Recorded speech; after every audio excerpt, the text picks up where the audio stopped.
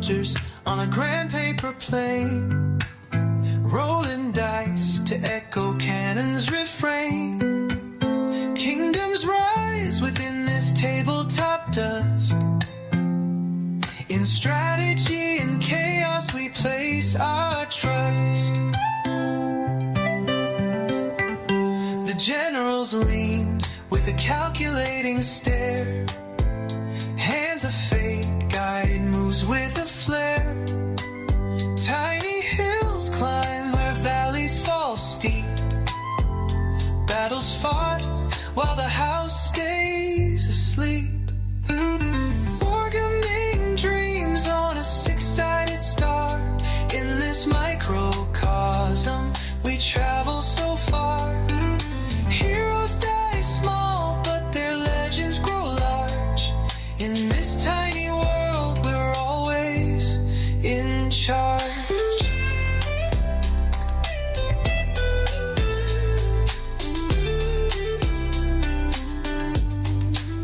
Painted commanders in coats of bold hue patrol the terrain in colors so true.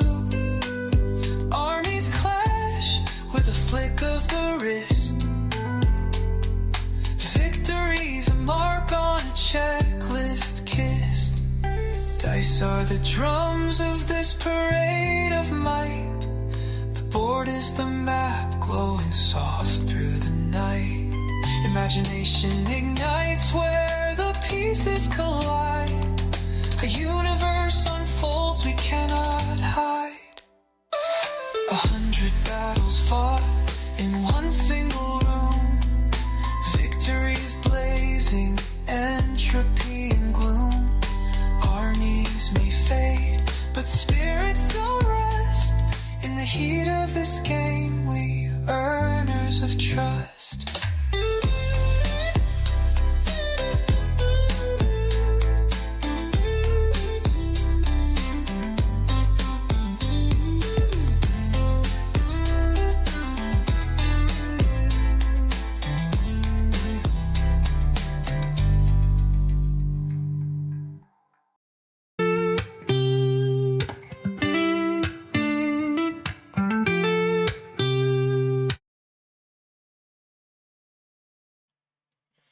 All right, hello again, everybody. This is Derek, and I'm coming back at you with another Wargaming and miniature video. Okay, so I'm gonna hit record here in just a second, and we're gonna record my store news update, and then once I record the store news update, then we're gonna jump into actually putting together some of these decals. I don't anticipate getting many done today, but I will do some. You know what I mean? You know what I mean. So how's everybody doing this morning? I hope everybody's doing okay. Actually, it's a little bit after the noon. So I hope everybody's doing okay. I'm feeling good. I started a new TV series that I'm starting. I don't know if I like it or not. I'm teeter-tottering, you know? I'm like, is it a good show or is it not a good show? And then it's like boring, good. Boring, good. And so I don't know. I'm torn. I understand that the first few episodes, they're going to want to build character, background, and history and stuff like that. But they're taking too much time. It's an Apple show, so you know they're all about the touchy-feelies. But it just doesn't, I don't know. They've had 3 seasons of it. And I'm just now on like episode, I just finished 4 a few minutes ago. Episode 4 of the first season. And they just haven't, I'm excited to turn it back on and watch. But not because the episodes are exciting or fun to watch, but because I I have this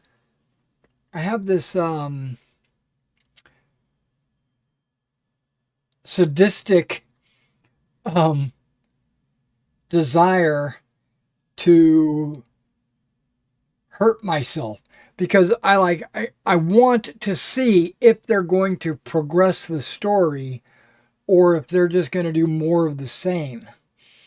And it's like in this very last episode, it's an alien show, by the way. It's called Invasion, and you got these little boys in the UK. You got this lesbian Japanese flight technician for the Japanese Aerospace Administration. Her girlfriend was an astronaut, went up into space and died. I hope I'm not spoiling it, but basically I'm just giving you an overview of some of the. I can't spoil it because nothing's really happened in the show. There's a soldier in Afghanistan, a U.S. soldier in Afghanistan. There is a couple going through some marital problems in New York. I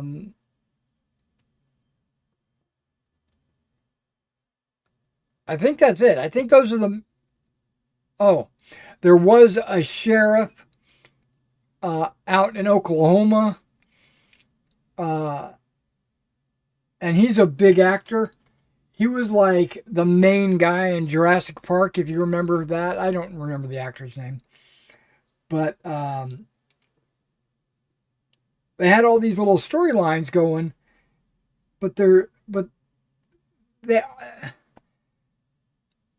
spending too much time on them. Okay, so let me go ahead and hit record, and we'll start my store news update, and then we'll do my figures. The store news update is going to be probably about 30 minutes or so. I'm kind of guessing. Yeah, so just if you don't want to see the store news update, tune out, go get a drink or whatever, because you can always watch this later. I'm going to edit this recording and upload it later once I get rid of all my ums. All right, here we go.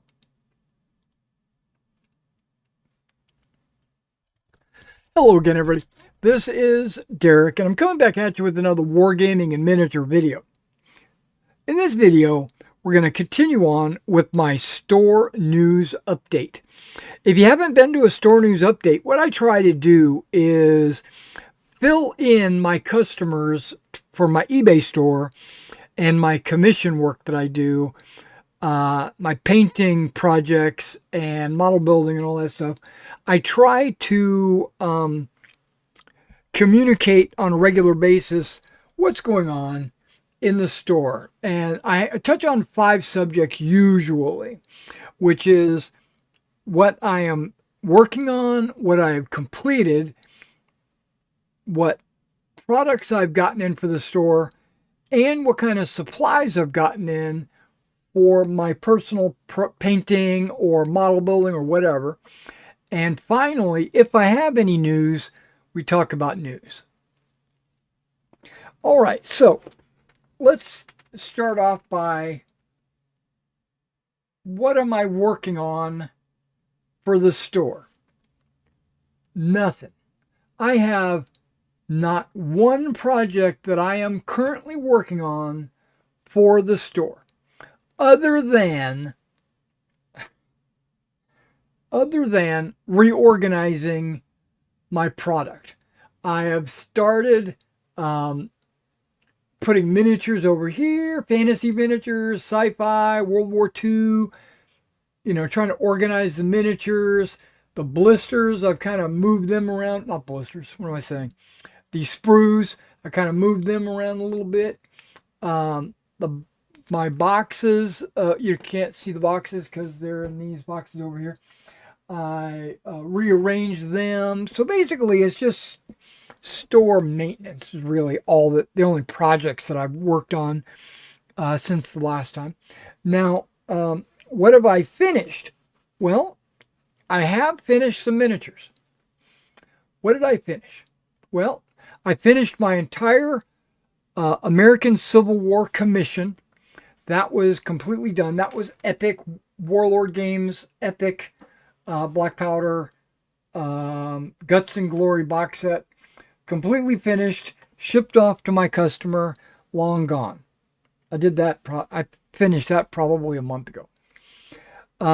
Just recently, I finished some Prussian reservists for Napoleonics and some generals for another one of my commission customers. Those are shipped out and everything's good to go. So I have no current commissions that I'm working on and no miniatures that I'm painting to put on sale in the store or anything like that. That has all been shipped out and everything else. So what else did I work on that went into the store? Let me think about this. Did I do any modeling? Terrain building? Did I put together any miniatures? Paint anything? Nope. Everything I did was for the commission. Now what I did do for myself, which I guess I talk about that sometimes during their own project updates, I finished some Roman generals. I did a whole video on the 8 bases worth of Roman generals. Each base has anywhere from 2 to 4 figures on it. Well, actually, there's a 4, a 3. Okay, there's a 4, a 3, another 3, and a 2. So is that 12 models? Okay. And I did 2 armies worth of those Roman generals. So I've got like 24 figures. Most of them are cav. Some of them are lecterns carrying the bundle of sticks and all that. Okay. Which I learned a little bit about. The lictor carries the there's a word for it. I want to say casse, but that's not right. It's the I don't know, but basically it's a bundle of sticks. Some bundles have an axe head sewn in. It's a symbol of a counselor or consulate, his authority. He has one of these guys walk with him or ride with him or whatever. Okay, but none of that. I got those generals done for my Roman armies. Anything else?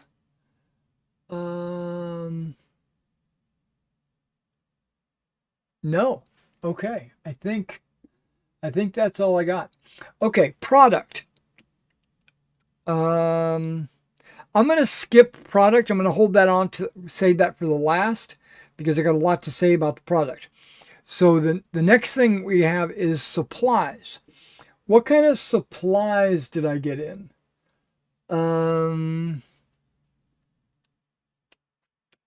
I got in some tubs to help organize my miniatures.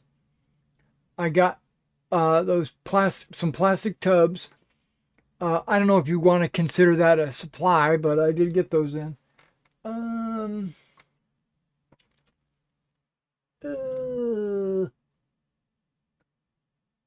I guess that's it. That's the only supplies. Because I didn't order any brushes or any paint or anything like that. I didn't need to. I did order some new Band-Aids. I've got a box of Band-Aids around here somewhere that that I ordered because I was running low on Band-Aids. But yeah, that's it. Yeah, yep, for sure. I did have to order a new mouse. My old mouse, I think I spilled a drink on it, and the mouse wheel stopped working, so I got a brand new mouse. I thought I ordered the exact same one, but apparently I I ordered a refurbished one, and I didn't realize that. But it seems to be working just fine. I'm okay with it. It was only $5 less than a brand new one, so I would have bought the brand new one. But you know how it is. I I I just saw it and clicked it and went and thought I ordered. Oh yeah. I did order some rubber.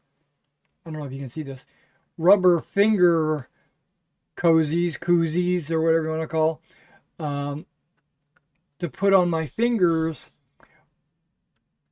when I am doing things that I think might cause a blister. I can, because you can see I've got Band-Aids on for actual blisters, but I got these to prevent future blisters. Yeah, I got a bunch of those. Okay, that's what supplies I got. Okay, product. Here we go. This is going to be a long one. Mainly because I've got an anecdotal story to tell about the product. Not the fact that it is product, just the whole what went wrong and what went right and all that. Okay.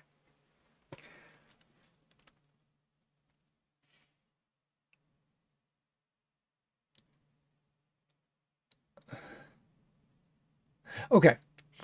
I put an order in for Old Glory 15s. Okay, so Old Glory 15s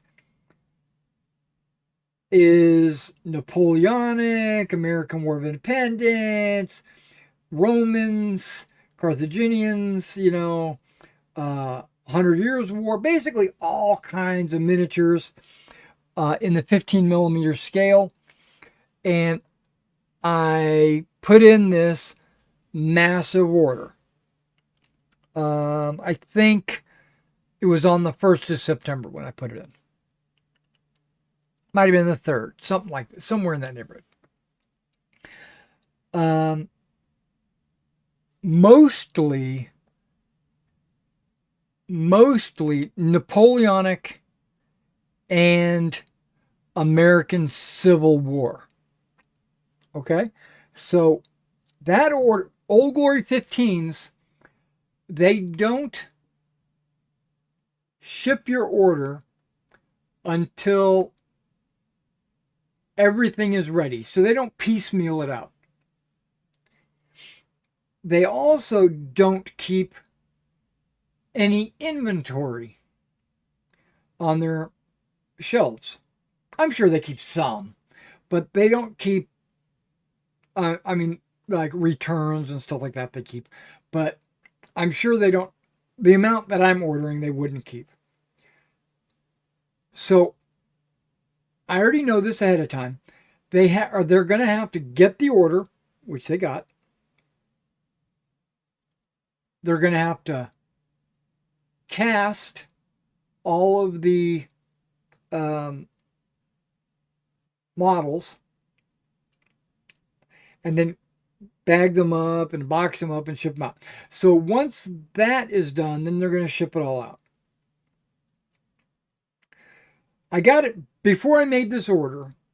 I got an email.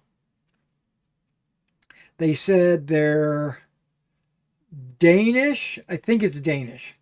The Danes, Napoleonics, were going to be finished on Friday, whatever day that is, back in history, on the Friday. So I said to myself, let's wait till Saturday. Let's put that big order in and let's include some Danish. So I got on there Saturday night, Sunday morning, whatever. There were no Danish. They weren't ready yet. So I said, okay, screw it. I'm just gonna make this order anyway and not worry about it, right? So I made this huge order. Somewhere around, to me, $1,000 is pretty huge. So I put this huge order in. And the order is in and pending and everything's good. And then like on Tuesday, Wednesday, something like that, I got another email saying the Danes are ready to be ordered. You can go to the website and you can see them and everything's good. Which is true, but I had already put this other order in and I'm not going to go back in and remove things just to put the Danish in or whatever. So I let it ride. I'm not getting any of the new Danish in this new order. Just FYI, guys. So if you're anticipating Danish, you can drop me an email, like a pre-order or something like that, and then I can get you some Danish. But until I actually order them, I don't have any in stock. There's not going to be any in this next order. Now, normally, their process of packing and casting and all that usually takes about a month and a half, I've noticed.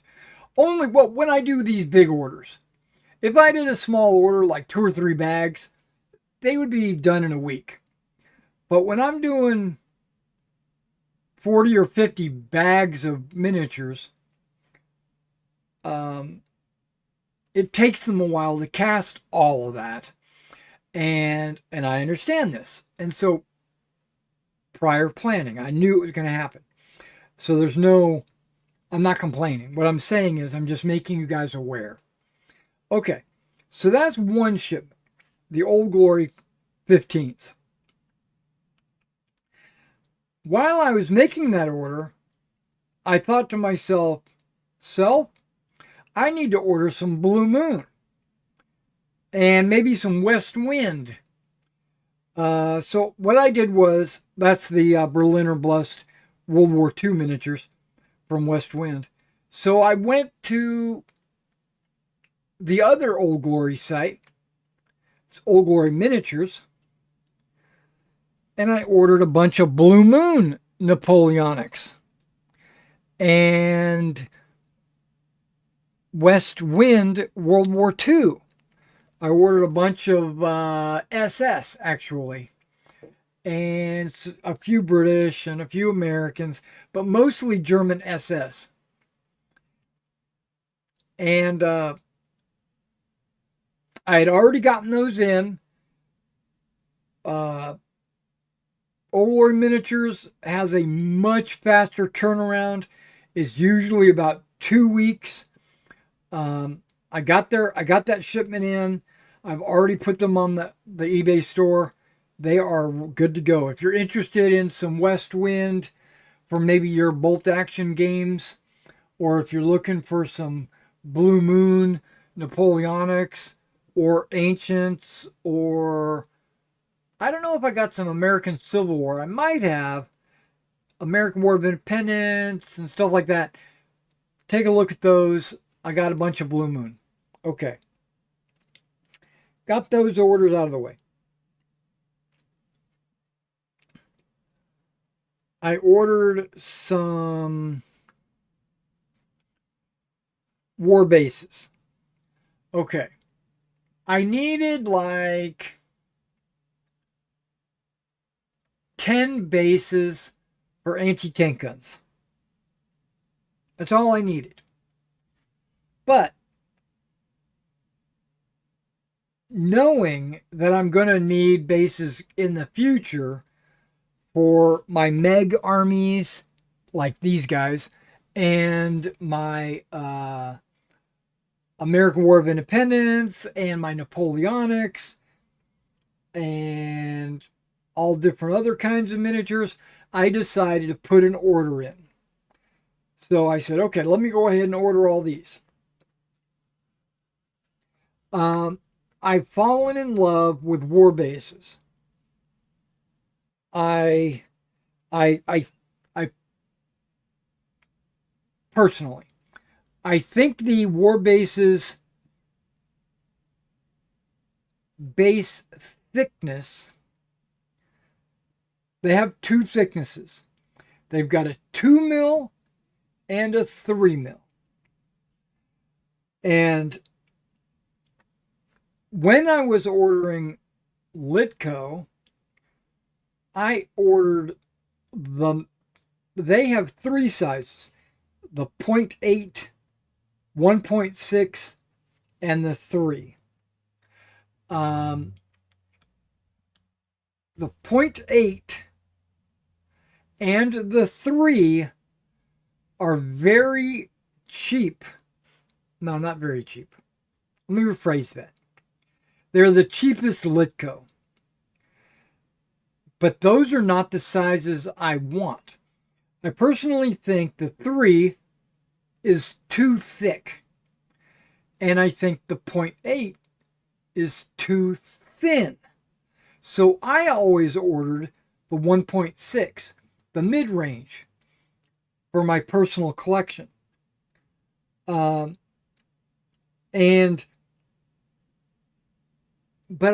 Even though I ordered the 1.6 mid-range, I felt like it was always just a little bit too thin, right? Not as thin as the 0.8, of course. I even have some metal, steel bases, and I've been buying those since back when I used to play Empire, Napoleon's battles. Hell, I have had metal bases for ages, but I've always had the problem with there's a good thing and there's a bad thing. I always had the problem that they're way too thin. There is kind of an advantage to having a very thin base, and this was the way I kind of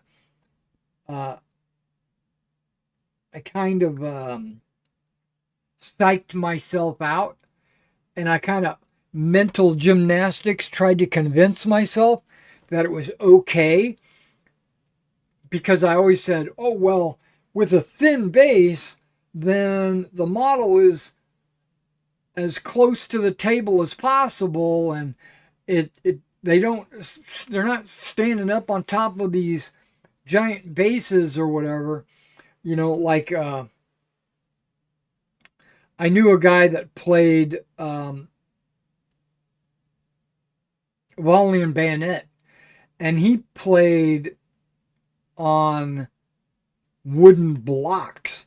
He would have they would be like an inch thick, literally an inch thick, and 2 by 3 inches. And he would put 15 millimeter miniatures on this block, and he would move them around like that. And I'm like, that's an extreme. That's the other extreme. But, okay, so I've been buying all these I'm getting to it. I bought these 1.6, and I bought tons of them for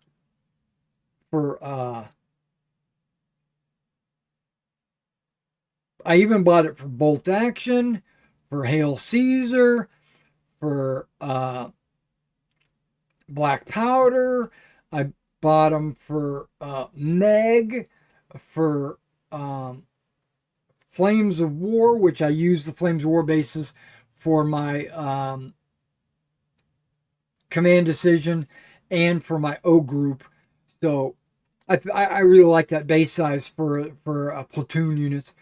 But either way, I use those for Meg, for even Field of Glory back in the day.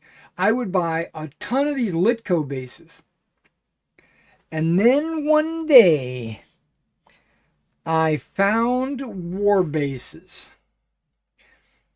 I was just browsing the web, found war bases. And war bases has 2mm bases. Like I said earlier, they have 2 and 3. And as you already know, I think 3 is too thick. And I think 1.6 is just a little bit too thin. So I said, you know what, let me order some of these 2mm bases and see what they're all about. I got them in. First of all, they're less expensive than the 1.6 that I was getting from Litco. I've also not encountered any warping at all with war bases.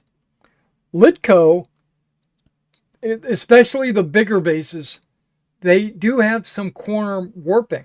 They're supposed to be plywood, they're supposed to be perfect and everything, and 99% of the time they are, but some of their bases aren't. And but the 2mm war bases, first of all, they're cheaper. They're just cheaper. Second of all, they're the perfect thickness. So what did I do this weekend? This last weekend. Not this weekend. I did it last weekend. I pulled out all of my Litco bases. No, not all of them. I pulled out like 90% of them. I still have a bunch of Litco bases, but I even have some like some of the bigger bases and some of the longer bases I kept because reasons, but my normal bases that I normally use for my miniature gaming, I pull all those out and I bagged them up in convenient size bags, because I have bags of 100. I got bags, like this one base that I've got, I think it's 20 by 30.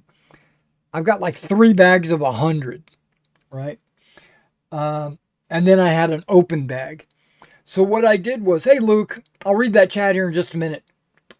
Good evening. Hope all is going well. It is. I'm going to edit this out because right now I am currently recording a video for upload later. But that's okay. Don't worry about it. So I took all my loose bases, the other bags that I had opened, and used some of the bases. I kind of pulled them out and kind of tried to figure out approximately 24 bases. And I put them in these bags of 24. Some are more. I got 40 in one bag. I got 10 in another bag. But I went through all my 0.8s, all my 1.6s, all my 3s, and I bagged them up and I put them on the store. So you're going to find, if you go onto my eBay store, a ton of Litco bases. And the prices are dirt cheap. I think a bag of 24 bases is like somewhere between $4 or $5.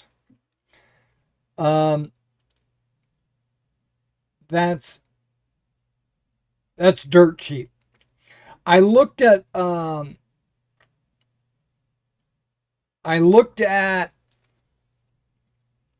this one base that I've got. I think it's 30 by 40, my normal go-to base size.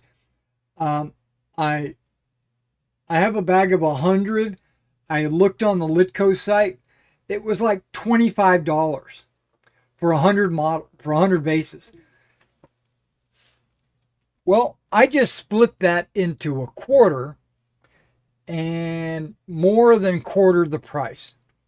So I kind of winged it. I don't know if it's the right price or not, but I just thought $4 or $5 would be a really good price for 25 bases. Um, okay, so on the store product, tons of bases.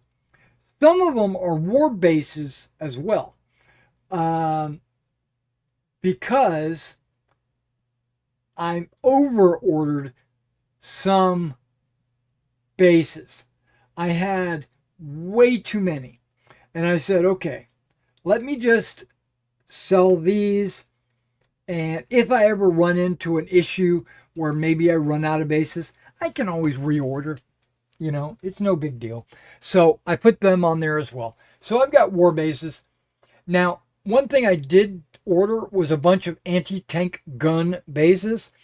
And I'm using ovals for my anti-tank guns. And I had mistakenly, this was my bad, I had mistakenly ordered a 100 by a 50, because they give you the length and the width, and you have to decide how you want your oval cut. Well, 100 and then length, and then a 50 width, it winds up being super long and super narrow. So in my mind of minds, I'm like, maybe a Russian anti-tank gun? I can't think of any real anti-tank gun that's gonna anti-tank gun that's gonna fit on that. You know, it might be good for like a diorama, or not a diorama, like some trees, like a woodland or a hedgerow or something. It's like really long, so I put that on there. So yeah, there's some mistakes that I put up there, and then there's all these over orders, and then all the Litco that I've just stopped. I tried to get, okay, that's another thing about Litco. I tried getting a retail account from Litco, twice actually. I went to them and I said, can I get a retail account? And their answer was no. Their answer is yes. They do have retail account, but not for my style of business. So it's a no for me. So that's another thing. I kind of got a little disgruntled with Litco, mainly because of it's just a policy they have. I'm not mad at any individual or anything, just their policy. Just the fact, and facts don't worry about your feelings. Just the fact that they won't give me a retail account kind of upset me. Okay, back to war bases. So I put this order in recently, and I've received it. I've already gotten it. It's a pretty sizable order. They don't have a minimum really, but I have a minimum. If I'm going to order overseas and they're going to charge me an arm and a leg for shipping, like let's say I order one bag of miniatures and they charge me $15 for shipping, that's not worth it. If I order 15 bags and then they charge me $15 for shipping, to me, I'm looking at it like this. That's only $1 a bag, so it's more advantageous to order a big amount. Okay, which I did. I ordered this big amount. The shipping is based on their weight, so it's actually not 15. It might have been $30 or $40 for shipping. But the math works out where it's better if you order more. I got an order. I paid for it. Everything's good. About a week later, Warbases contacts me. We're sorry, but the Royal Mail has just instituted an additional charge, a customs charge, when shipping to the U.S.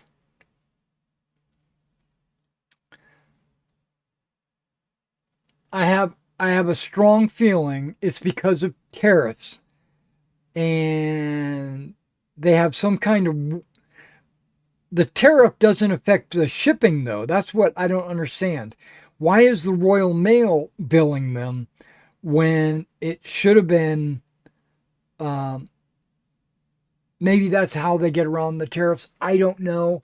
But she says, well, because you ordered it on the website before we put in the Royal Mail surcharge, we'll go ahead and ship it. Well, first of all, that's pretty awesome, right? That's awesome. They're taking that hit. It was only like $20. I would have been willing to pay it. But they said they're going to absorb that cost. That just makes me want to order more from Warbases. Okay. I said I got a lot about product. And so there's a lot of anecdotal stories that I'm sharing. Okay, so we got the Warbases order. It came in. Warbases is quick on shipment. It's usually also about 2 weeks. So I get that in. I realized that I over-ordered a bunch of junk. I also ordered that 100 by 50, which I was like, what the hell? And then, so that sparked my, screw it, I'm going to dump all my Litco and put it up on eBay and everything's going to be good. Every time I reorder a base, it's going to be a Warbases base. I'm 100% Warbases. Okay, next, I ordered Victrix. Okay. I went. This is the meat and potatoes of this little video. Okay, guys. I went to Victrix. I love Victrix models. I don't know if you've worked with Victrix or if you've seen the quality of their models. They are way better than any Warlord Games model. They are way better than any Games Workshop model. They are way better than Wargames Atlantic. They're better than Oathmark. They're better than the what's that other brand that I buy? Rubicon. They're way better than, basically, they're top-notch, 100% good models. I also like the fact they're hard plastic. They're not rubber, right? They're not that Warlord resin or anything like that. They're not some kind of quality cast or what's that other Dino Cast. There's a bunch of these resin plastic, rubbery plastic resin models that never come out good. But these guys they're hard plastic. They glue together with any glue that you've got. If you've got plastic glue, super glue, Gorilla Glue, they go together great with any glue you got.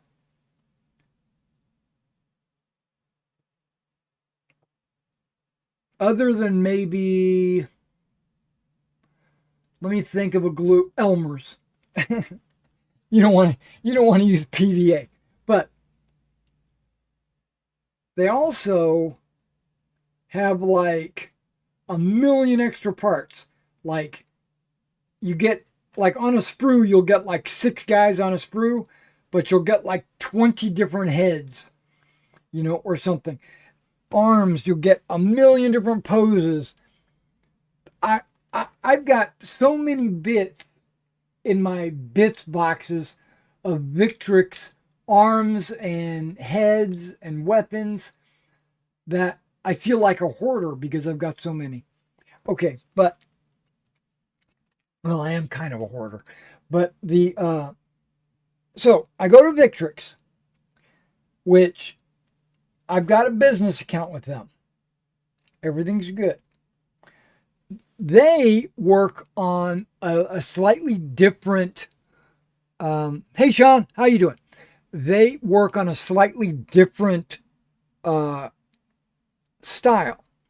What they do is you go to their website, the business website, which is not their normal website. And the reason they don't have everything on their normal website is not on their business site. There are some things that they want to hold close to the chest, but 99% of their stuff is on their business site. So I go to the business site, I put an order together, and then you go to checkout, right? And the checkout says pay later, right? That's the way it works. Shipping, $0. This is how much your product is because it's calculated based on the retail prices and stuff, and they got that. But then it says pay later. Then you get an email. This is the way it works, and this is the way it did work. I got my email. In that email, it's got the invoice. You click it, it takes you to where you can pay. Pay. Everything's good.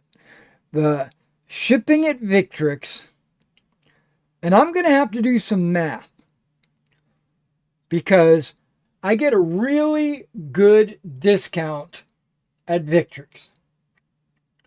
But then they add this ridiculously high shipping charge. I mean, high. Very high. Okay, so, because a box will come in, it'll be the size of my gaming table. I mean, it's like this giant box, and they charge like $200 shipping. And I'm like, on a like an $800 order. Okay, that's pretty much what it was. I had an $800. No, back up. I had like a $600 order, but the shipping was almost $200. So I'm looking at $800. That's not really true. It's a little bit more than that. But either way, it's like a quarter of what I was ordering. Maybe even a third. I'm going to have to try to do, I haven't done the math, but I'm going to have to go in and actually see. I just assumed with that big discount it was going to cover it. But it does. But the reason why I need to get in and figure this out is because if I ever decide to have a sale, I can't put a sale on for, let's say, 20% if that's going to be less than what I paid and shipping, right? But okay, so I put this, like, I'm going to say $750, something like that, order in, right? I put that order in. And they shipped it. They always ship within like 1 or 2 days after you get the email and you pay. So my guess is they pull all the inventory, they box it up, then they weigh it. And so they don't, and then they give me my invoice. So so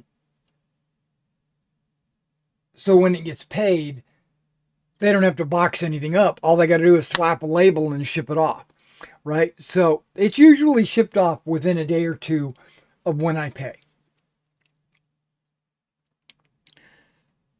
And normally it takes about 1 week for me to get it because Victrix pays top dollar for shipping. They don't skimp on shipping, right? They, as you know, I'm paying out the wazoo. Okay. So I put this order in. And then the day after I pay it, or I should say the day after they ship it, and I got the tracking number and everything, they send me an email saying, "Oh, we got this new miniature, new set of miniatures. We need, you might like these," which I do. I gotta catch my breath. Whew, I'm getting heated. Plus this jacket. Whew, boy, I'm burning up. Okay, well, I'll edit this out of the video.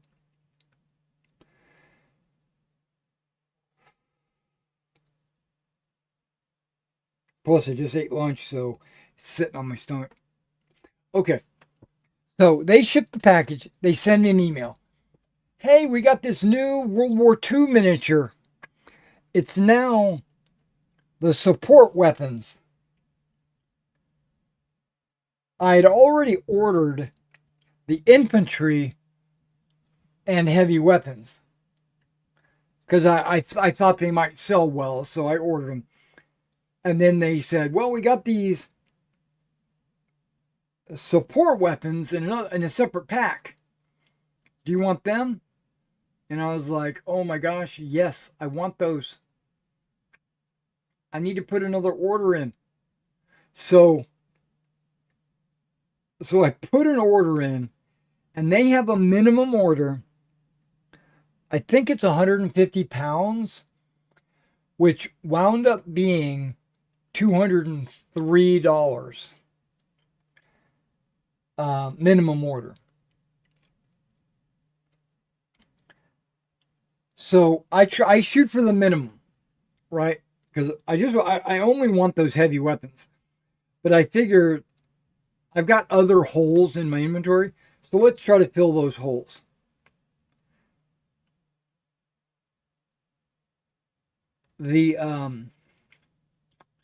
I got an email saying, "FYI, it was only like $201."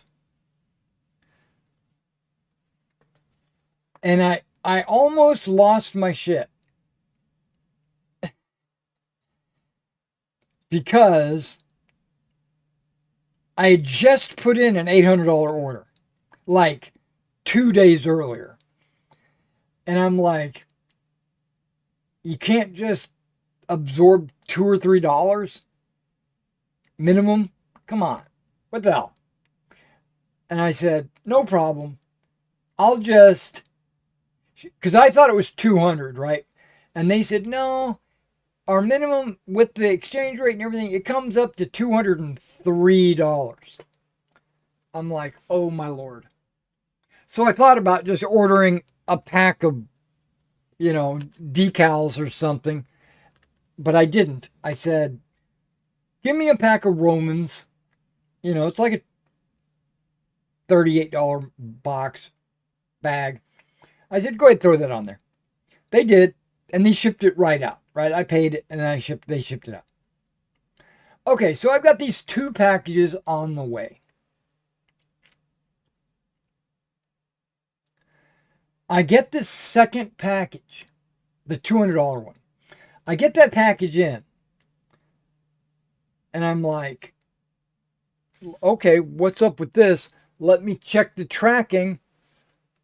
My other package came in from Royal Mail into Customs in New York. All's good. It went to New Jersey. I don't know. Maybe it does. There's a distribution center there. It went to New Jersey. No big deal. And then it went to Puerto Rico. I'm like, why did it go to Puerto Rico? But I'm like, okay, maybe it's some kind of international shipping hub in Puerto Rico and it has to go through there or something. I don't know. So on the 19th, it gets to Port. No, that's not true. On like the 16th, it gets to Puerto Rico. On the 19th, it's still in Puerto Rico. And it says in transit to next destination. So I'm like, okay, no worries. I wait a couple of days.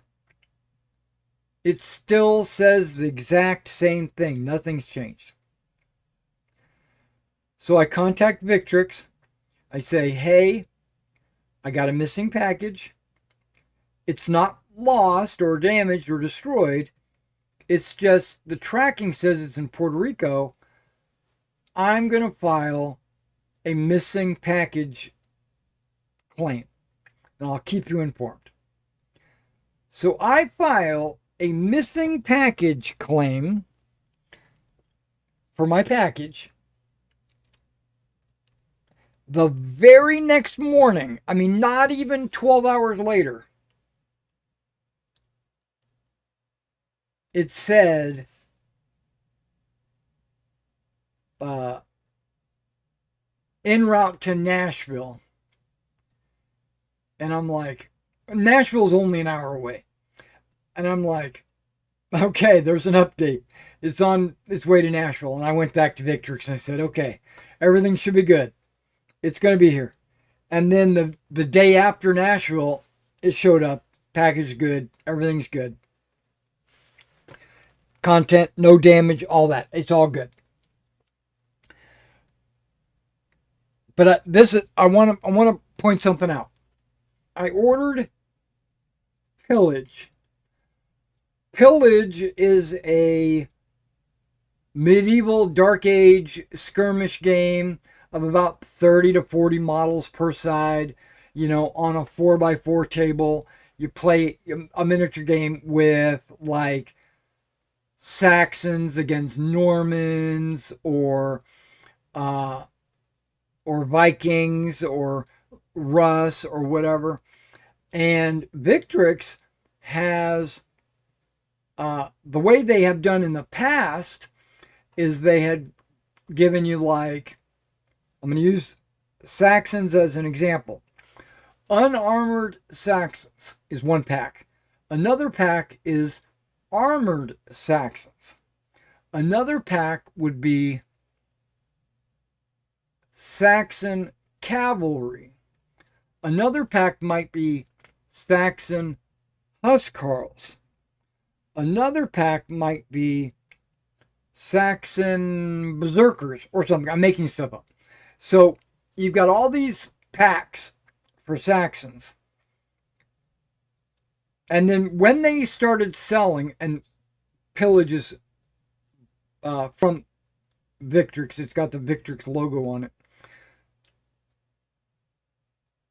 They have packs now that are pillage packs. Like they call them Saxon Warband for use with pillage. Okay. So in the Saxon Warband package, you'll get one sprue of unarmored Saxons, one sprue of armored Saxons, a sprue of Saxon cavalry, a sprue of Saxon huscarls, etc., right? So you'll get just a little bit of everything, but not a whole army's worth of something. So I said, okay, that's pretty cool. The price is a little bit higher, but I think not much higher. So you're looking at like, instead of like a $34 Saxon unarmored bag, you can get a Saxon Warband for like $38. But it has a little bit of everything, where the other one is focused. It just depends on what you need, whatever you're doing. But So I ordered one of each of the nations, like Saxon, Norman, Viking. I don't know if I ordered Russ. I might have. And then I ordered some Dark Age archers and knights, foot sergeants, a bunch of stuff that's kind of newish. Plus, I ordered those heavy weapons support teams. Guys, I got them in. I was excited. I was like, oh, good. Okay, I got these rules in. And I'm going to bust open the rules. I'm going to read them. I'm going to do a boot camp on them. I'm going to show off, the pillage rules. I might even open up a couple of these different packages, like the Saxons and the Normans or something. I might put them together, and then I'll use them in my demonstration games or whatever for the boot camp or for my own personal collection, or I can always sell them as painted models or whatever. That's what I was thinking. So I said, okay, I'll do that. Let me go ahead and list everything first, and then I'll record a video. I would have recorded that video today, guys. I would have. That would have been what I did instead of this video. I sold it all. The pillage rules, before I could even open one of the books up and look inside, they all sold. The pillage models that I got in, and I got in multiples, they all sold. The World War II models that I thought, I'll sell one or two, and I'll probably have a couple in my inventory, and they'll sit there for 6 months, and then I'll sell them later. No, they sold that day. So I have no World War II. I sold all those packs. I have no pillage rules. I sold all the rules. I have no. Well, I think I got a couple of pillage packs. Plus, I got some alternate packs. But like all the knights, all the sergeants, I think all the Saxons, I've sold. They all sold. And I thought to myself, damn, what the hell? I can't catch a break. But that's a good problem to have, right? So I turned around, and this morning I put in another order for Victrix. And I focused on the pillage and the World War II. The other stuff I kind of just didn't bother with. But I will have to say this. Victrix now has a new charge on their website. It automatically adds in, it was $59. I remember the amount. It was $59 surcharge, shipping surcharge. Plus, okay, I get a discount on the product, shipping surcharge, and then they're going to put a shipping charge on me. I'm going to have to do the math. If it only breaks even, I'm not ordering anymore. I'm going to let it ride. If I am making a profit, then I'll keep ordering it, or I'll order it for my own personal use and not for sale or something. But yeah, that was my big news. My Victrix order in, I got a huge order in, and all the pillage and all the World War II stuff sold. So that tells me somebody likes pillage.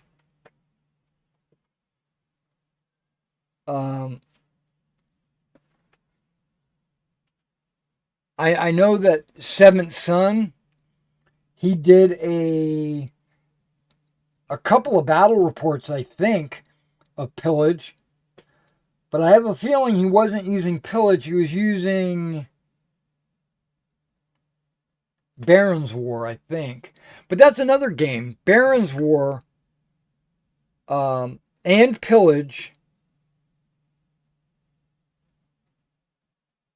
are the same time frame. So the miniatures, and they're all based similarly. So you can use your figures for either game or whatever, which is pretty cool. All right, guys.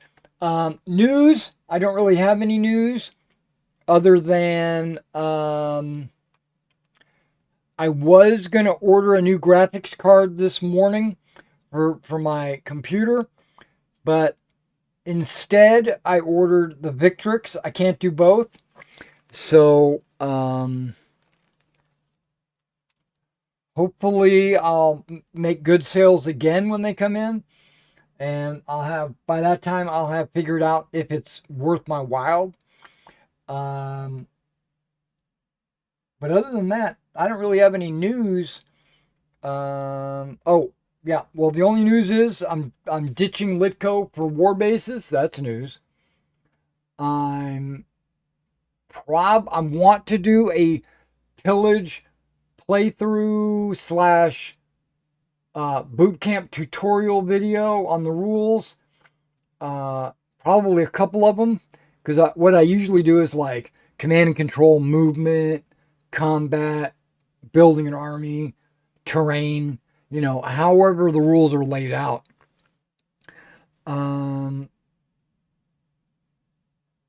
Yeah, so look forward to that in the future. And then that's another thing that now this channel is not just miniature wargaming. It's also computer gaming and board gaming and card gaming and all kinds of gaming. But any kind of gaming, really. But how do I want to say this? Okay, my computer that I do video editing on, I record on my computer using webcams and other means. And then I'll edit using the software and blah, blah, blah on the computer. I don't mind waiting for an hour or two for a video to render. I don't mind that, because what I'll do is I'll hit render and then I'll go watch a YouTube video or something, right? Or I'll paint some miniatures or something. So that's not that big of a deal. But when I go to play a computer game and I get 5 FPS in a specific area, I have to look at my build, my computer build. I can blame it on the game, or I could take some responsibility and blame it on my computer. My computer processor is 5 generations old. If they're currently on the 14th generation, my processor is a 9th generation. It's a 9700K. It's an okay processor. It was even an okay processor when it was new. It wasn't the great. It's an i7, but it wasn't. I didn't realize at the time about the cores. My previous computer, which was 3rd generation, I thought, oh man, I'm making a big jump from a 3770 to a 9700. I said, man, I'm making a big jump. Let me go ahead and get that. Bop, bop, bop, bop. Wrong. My 3rd generation processor had 8 cores, but, or maybe it was, yeah, I think it was 8 cores, or maybe it was 4 cores. But either way, it had, okay, let's just say it had 4. Let's back it up. Let's say it had 4 cores. The way the processor was made, it could double its cores. It could overlap them or whatever. I don't know. Dual cores, what it was. So it basically had 8 cores usable. And the speed was about 4 gigahertz, which is pretty fast for a 3rd generation processor. So I said, you know what? I'm going to upgrade to a 9th generation. It's the current generation at the time. I said, I'm going to get me a brand new computer. Well, guess what? It was new 5 years ago. But it wasn't an upgrade.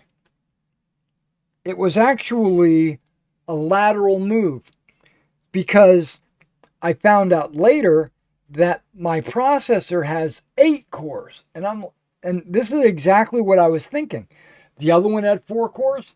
This one has 8 cores. It's going to be double. No. My 4 acted like 8, where this 8 does not double. It only acts as 8. And the processing speed is, it's a K, so I could overclock it, but that'll burn your processor out. It sits at about 3.5, so it's actually slower. Okay, and then I went from a 770 graphics card to a 1070. That's a big jump. The graphics card held up great. I'm still using this computer setup. It held up really good, except for the last couple of years. I watch other people's live streams and stuff like that.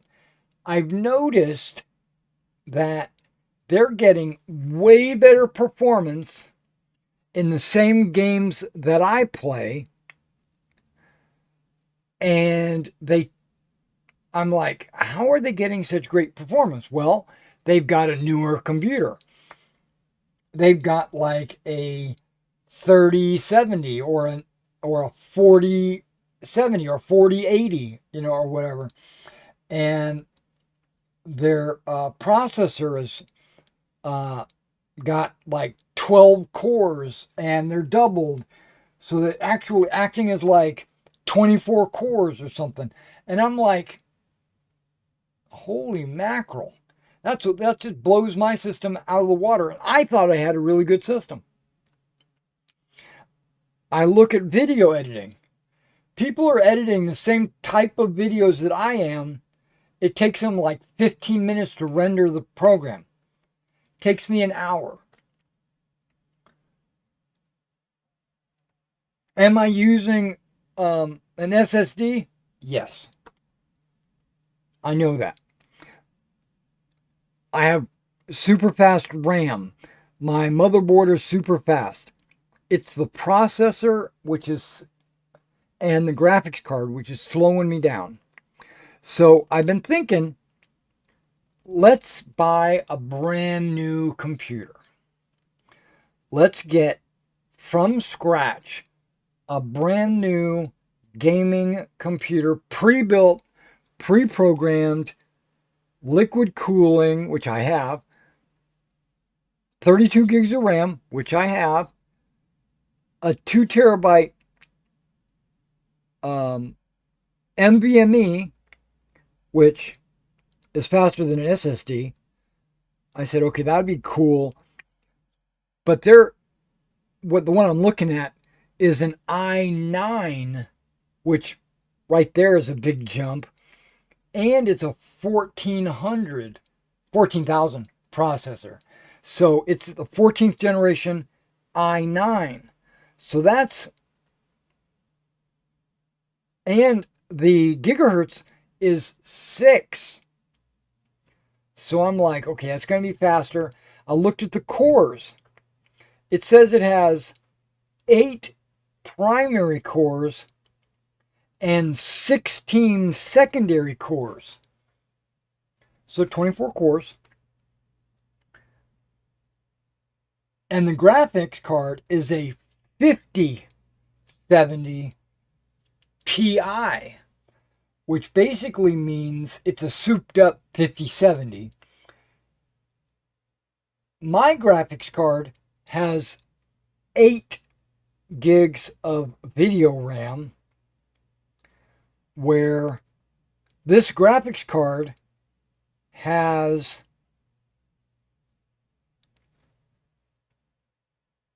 16 gigs. Yeah, 16 gigs of just dedicated graphics. It would just blow my system away. It would be like night and day. So I've been thinking about getting it, but the price is killing me, right? I can't invest $2,000 in a computer. Newegg has it on sale for $1,800 or something like that. I'm like, okay, that's cool.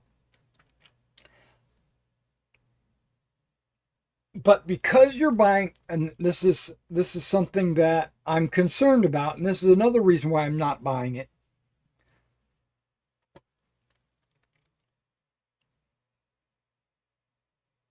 The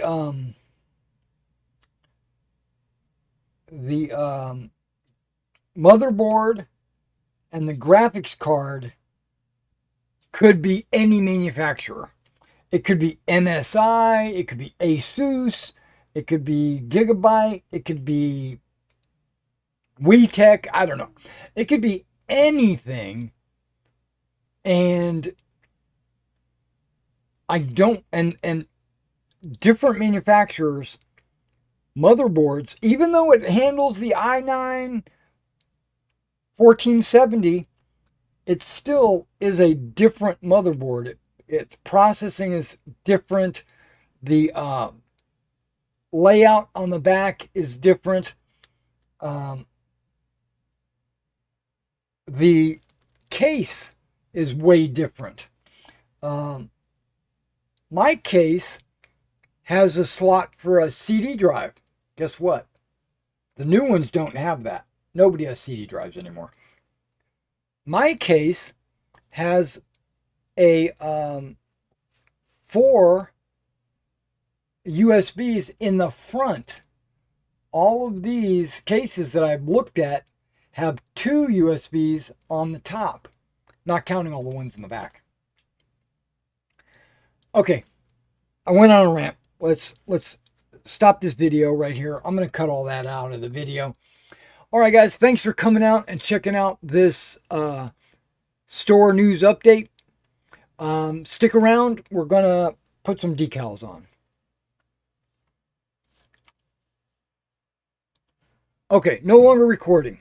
Now we are actually free flowing. Okay, what's that last chat there, Luke?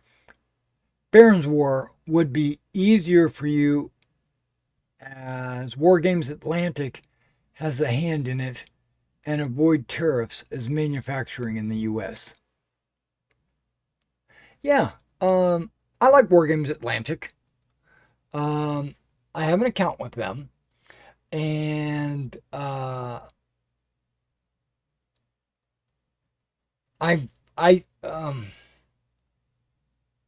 you're saying it'd be easier to get and sell, or are you saying it would be a better game to play? Because that's a big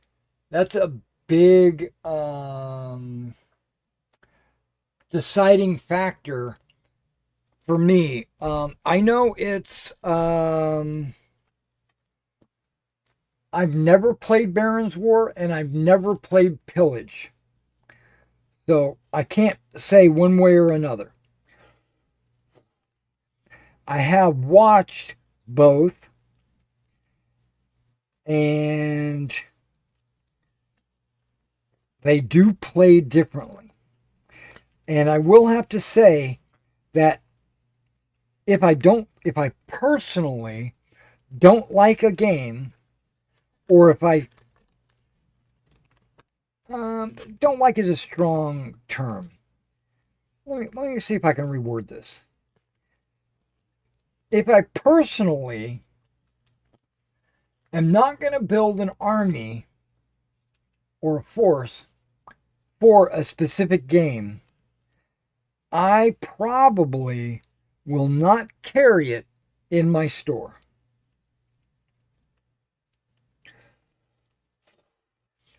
I only carry games that I endorse.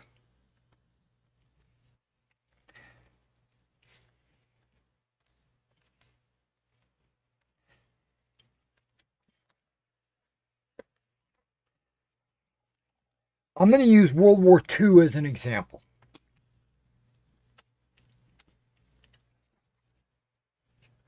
I carried a lot of Bolt Action. A lot. I like that game. I think it's a pretty cool game. I own first edition, second edition. I don't own third edition, but I own first and second edition.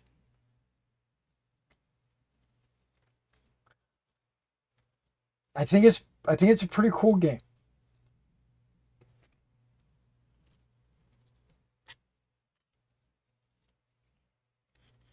So I stocked it. I stocked miniatures for it. I stocked the rules. When third edition came out, I got the third edition rules.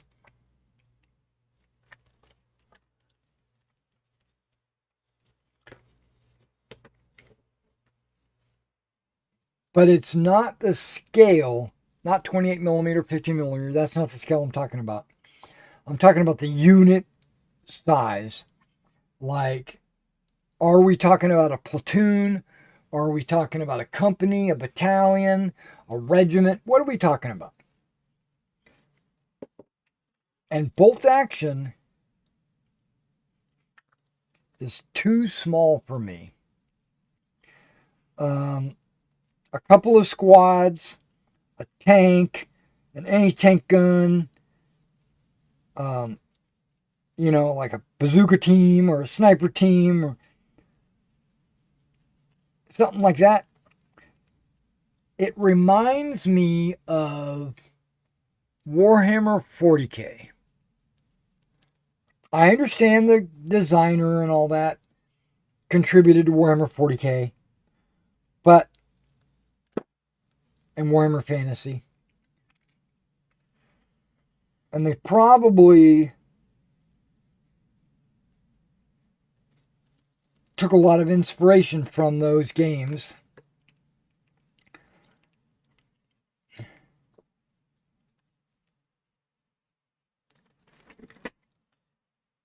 And that the way it's played turned me off. Okay, that's 10, 15.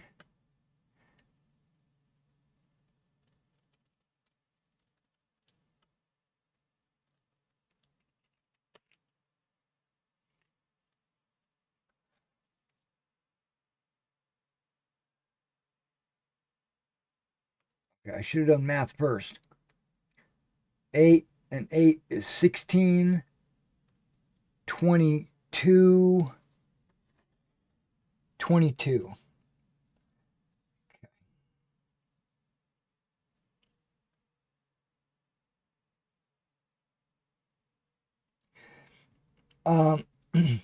So I enjoy the mechanics of the game. I like the models and everything. I think it's a good game, good looking game. I don't have any problem with that game, and there's nothing saying that I can't, write my own scenarios or whatever. Yeah, there's nothing saying that. Or I could pull out one of my uh,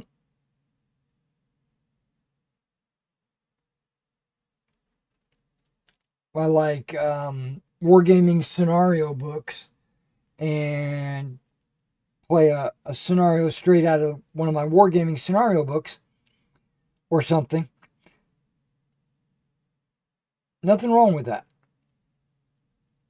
But that doesn't stop the game from only having a platoon on the table.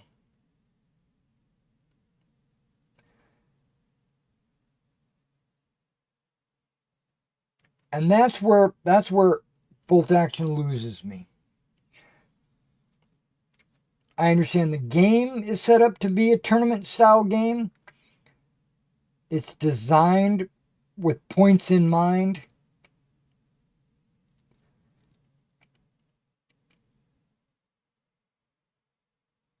And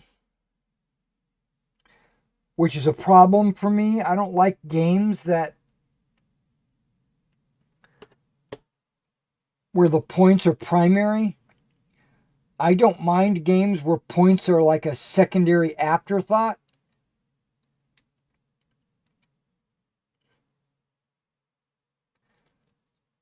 But if it's the primary mover of a game, like I'll watch a stream and the guy will say, well, I took a X and I added a Y because, it's better. The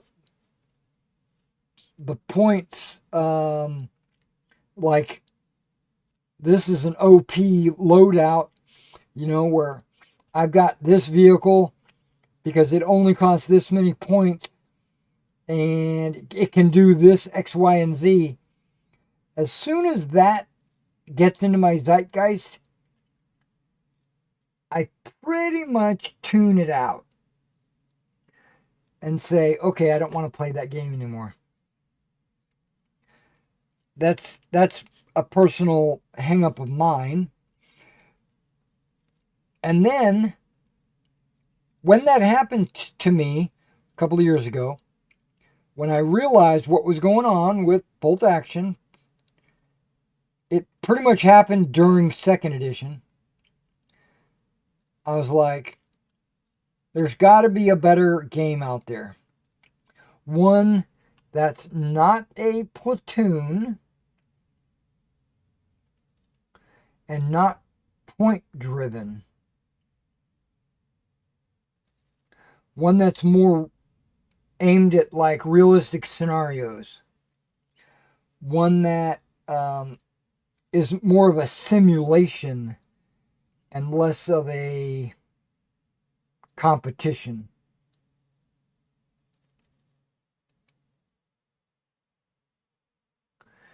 I found a game that I really like, and I still do, called Battle Group. I didn't know anything about it. I read up a little bit about it, and I said, you know what, let me order these rules from Plastic Soldier Company. Let me see what they're all about. I haven't put an order in with Plastic Soldier in a long time. I probably should start considering that.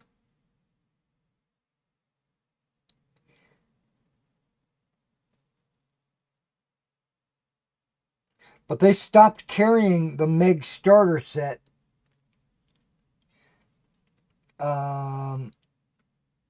It went out of production.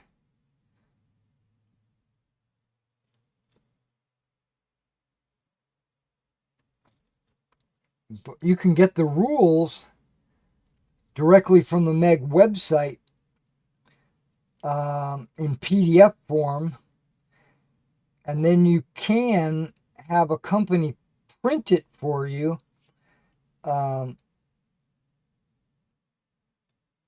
found that buying the PDF and having it printed was very cost effective. I actually did that I got like 3 sets of rules printed and then put them on my eBay store because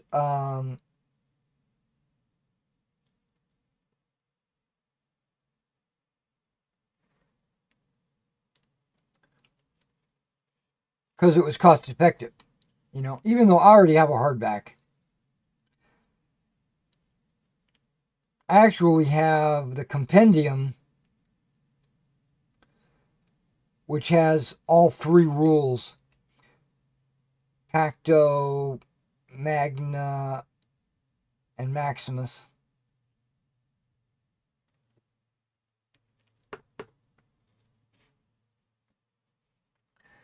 But, so I ordered, I'm talking World War II now.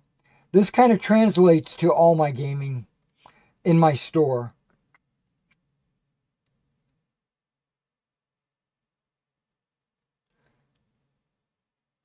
So I ordered Battle Group. When I got it in, I was like, this game is freaking awesome. It is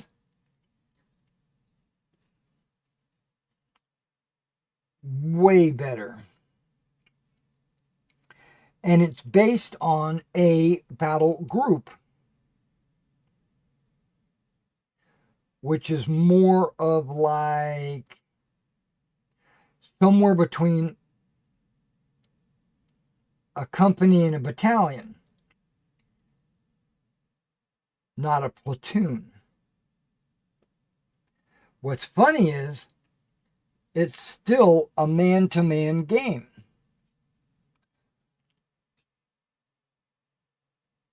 But because of that, they recommend you don't play it in 28 millimeter. Your table just won't be big enough, right? Because it's a man-to-man game, but you're playing it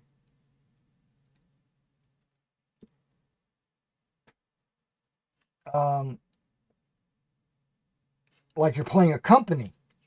So you got multiple platoons. Let's just say 3 platoons. And then in each platoon, you got like 3 squads.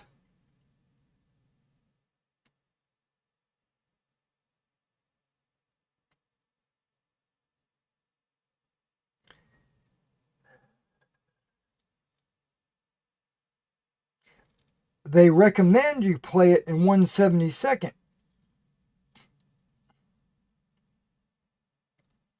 Which, if you were to ask me 10 years ago,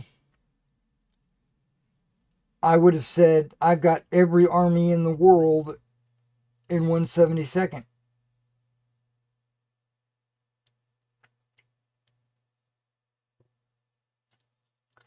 But I matured and moved on to 15s, a more noble scale. So I thought, and its battle group is also set up to be played with 15 millimeter figures. And I was like, okay. A 15 millimeter man-to-man game? And I want to have like, one of the scenarios has a battalion on the side. So you're looking at like 3 or 4 companies, and then each company has 3 or 4 platoons. And I was like, wow, that's going to be like hundreds of models. But you know what? In 15 millimeter, that's only 2 bags.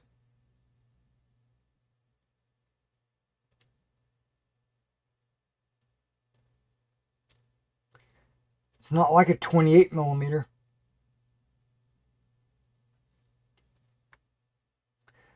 So I decided to base them like Flames of War, because Flames of War is a 15 millimeter man-to-man game as well, but Flames of War has always suffered from that thing that I despise, points.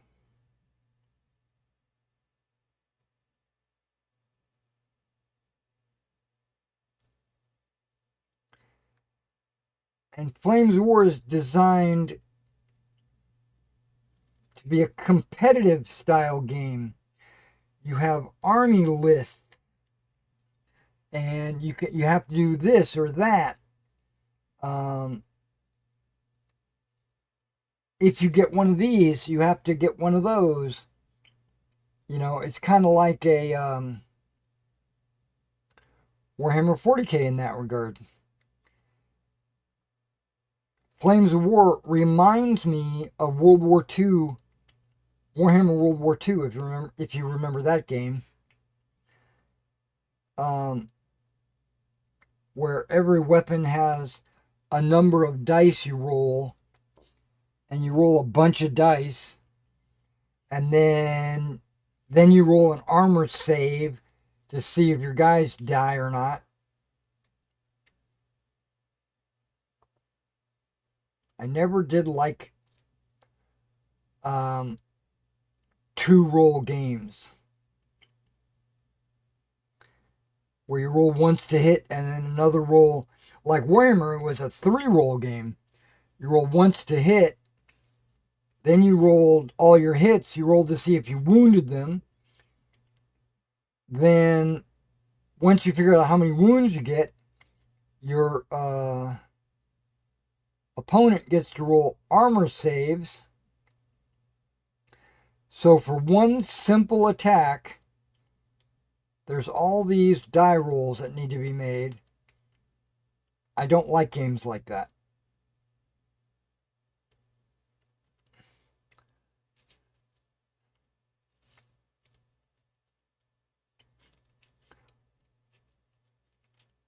Why can't that be figured into a modifier?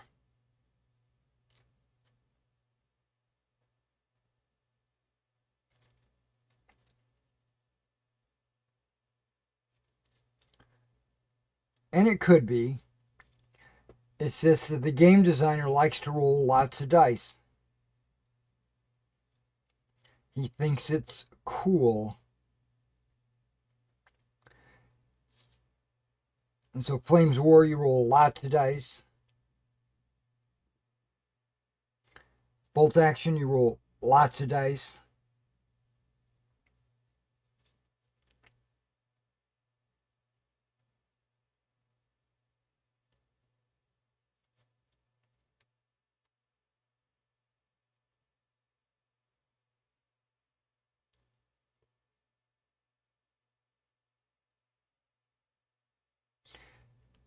Now, Battle Group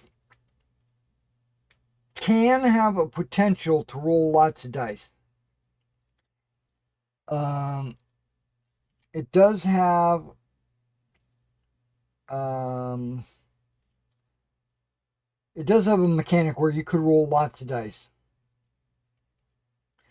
But usually you don't. You do roll a handful of dice occasionally. And I say that because Battle Group's got a spotting roll that you have to make first.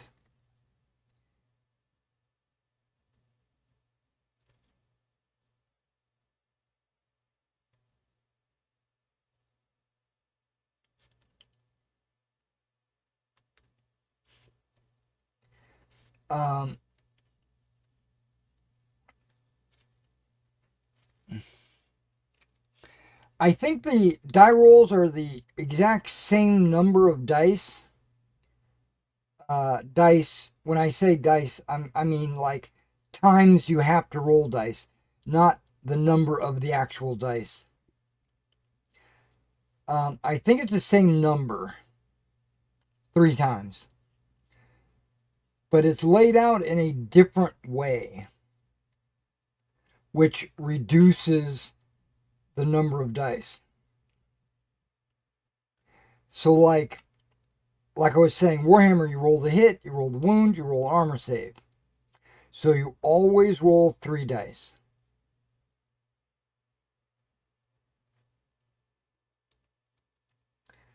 Where battle group, you roll the spot, and if you don't spot, you're done. You move on.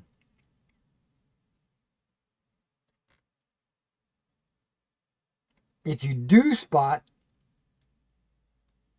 then you roll your dice.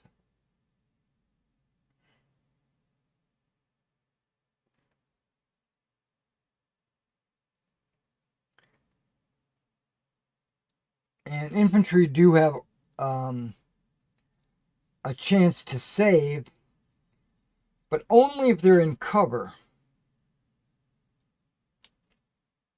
Because you're not running around with power armor.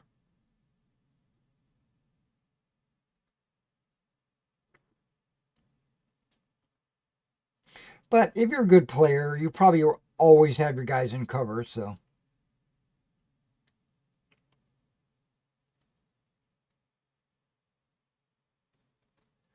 So it goes without saying, you pretty much always get a cover save.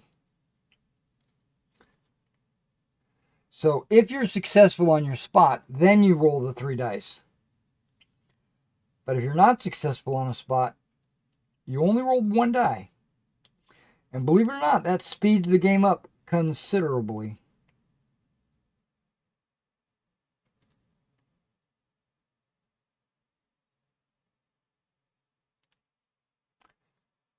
But I still had problems with Battle Group. I got all the books, all the modules, all the expansions, because I really liked the mechanics of the game. And I liked the way the author explained the rules. He explained it from a military veteran's point of view, and I could relate to what he was saying. And the way he was saying it, I was like, all right, this guy gets it.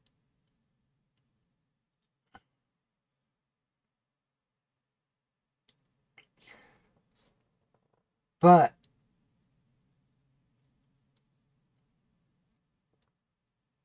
and here's the but. He was an artillery soldier, officer, NCO. I don't know what he was, but he was in the artillery.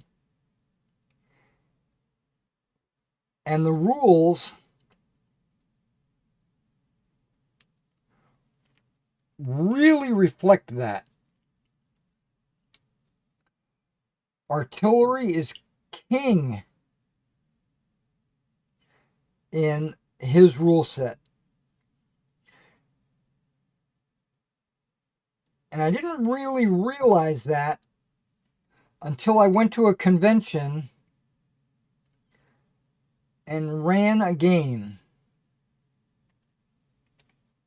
I loved the game so much that I bought all the miniatures for both sides and terrain, and I even built terrain boards and everything, and took the game down to Nashville and ran Lapeer Bridge, which is 82nd D-Day battle. And the 82nd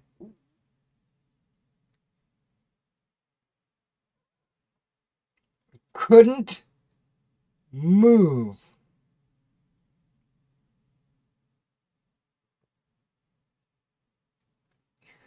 Because of the effectiveness of the artillery.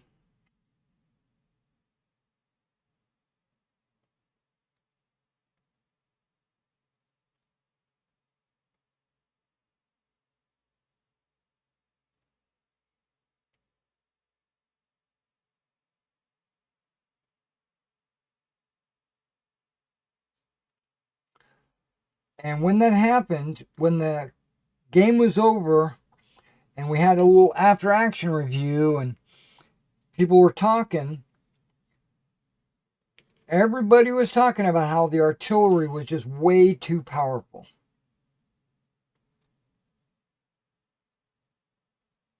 And I thought about it. I was like, well, I'm playing it exactly like it's worded in the rule book, right? And plus, this scenario that we were running was a published battle group scenario. It's actually in the rule book.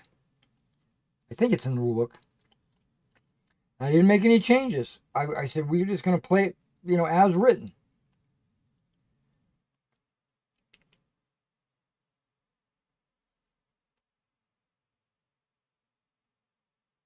And then I thought, well, I could make a change here. I could make a change there. I could do some house rules. I can tweak the rules to make artillery not as powerful. And then I thought, what am I doing? If I'm having to change the rules to make it fun, playable, historically accurate,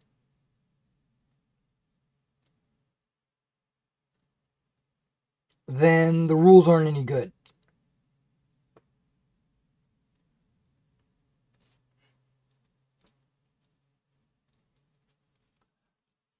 So I went on the hunt.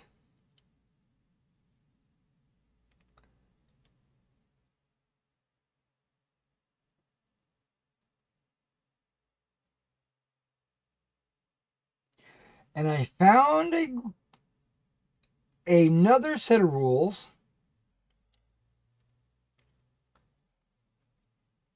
Okay, I hear the mailman outside, and I wonder if he or she is going to pick up my packages that I've got stacked up from floor to ceiling on the porch, all full of Victrix models. We'll find out. I'll go out there in a minute.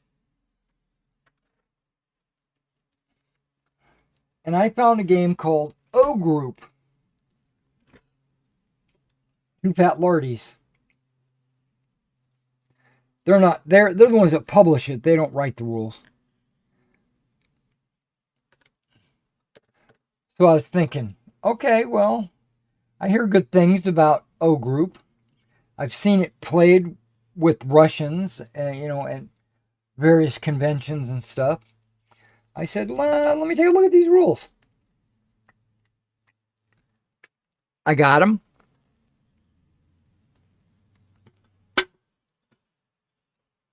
I fell in love with them.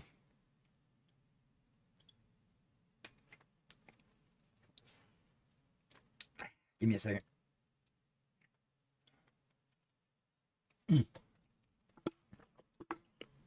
I fell in love with them.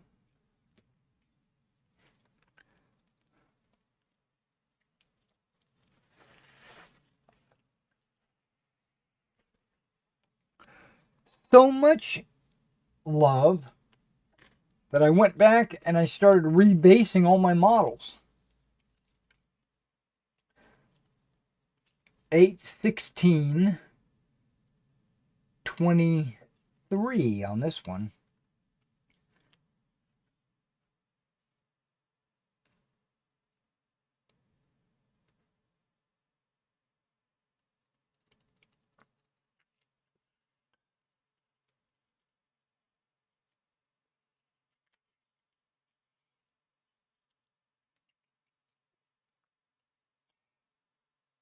And I was thinking to myself,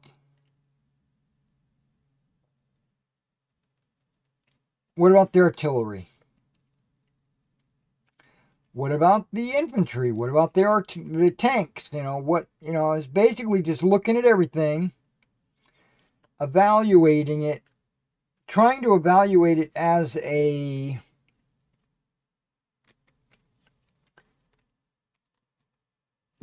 a game, as you do. the first thing I noticed was the author was also prior service military, like myself, which I suspect most wargamers are prior service, but that's not always the case. Or they have an affinity. They might be,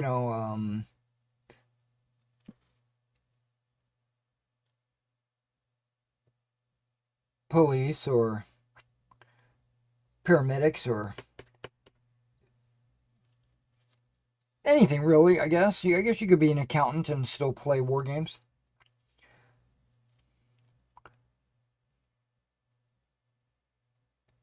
But usually accountants are playing D&D.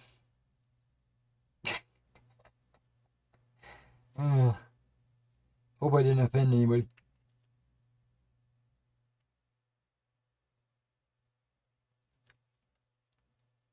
But I noticed he was prior service military, and that doesn't really sway me one way or the other. Until I saw that he was an infantryman.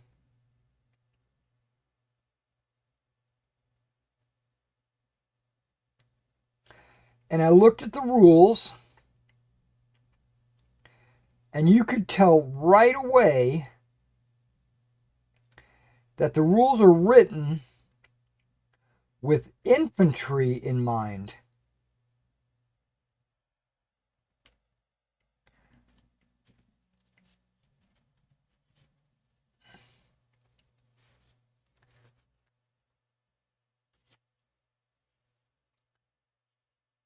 I'm not saying it's better than the artillery. I'm just saying it's different.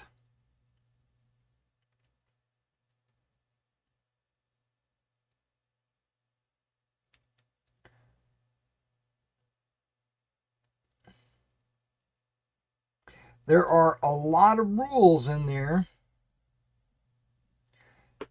that lean on the infantry, like scouting and stuff like that. But I think this author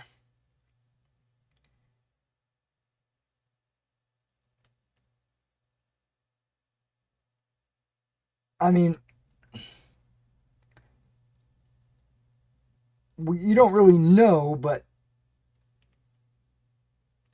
I think he took everything into consideration, because he has like armored scouts, infantry scouts. He has anti-tank guns and Panzerschreck, Panzerfaust, and tanks are pretty awesome in the game, which, think about it, as an infantryman, you're going to hate a tank. You're going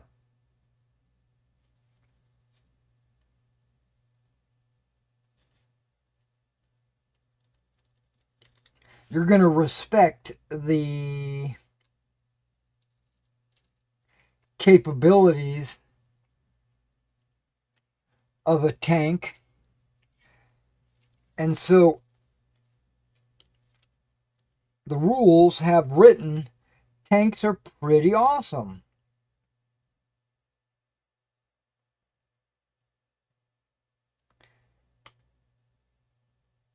Not just infantry, like, because he's an infantry author, right? So it's not like infantry win against tanks every time.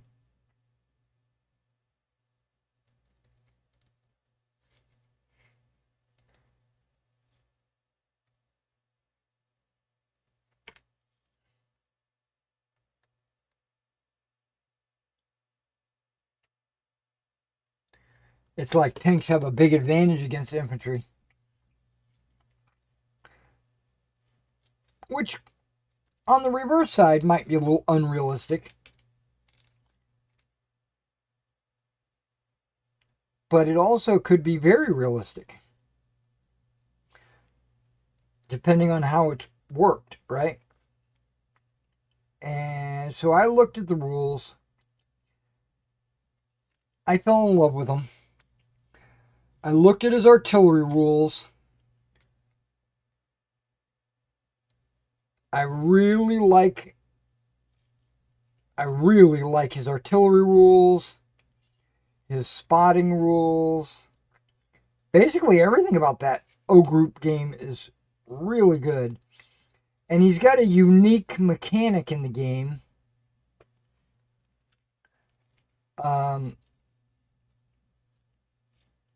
That I've not seen in any other game.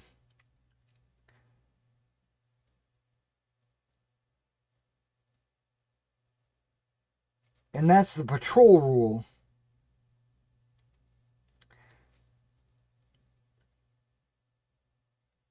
And it's a core mechanic of the game. I mean, it's like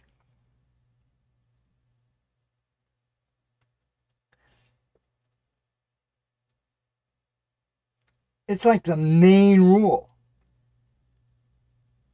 More than shooting. You know, it's this patrol rule, which makes playing the game fun, exciting, unpredictable.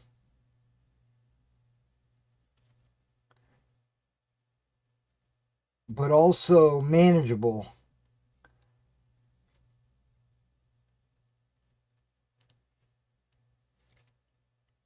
And different nationalities have different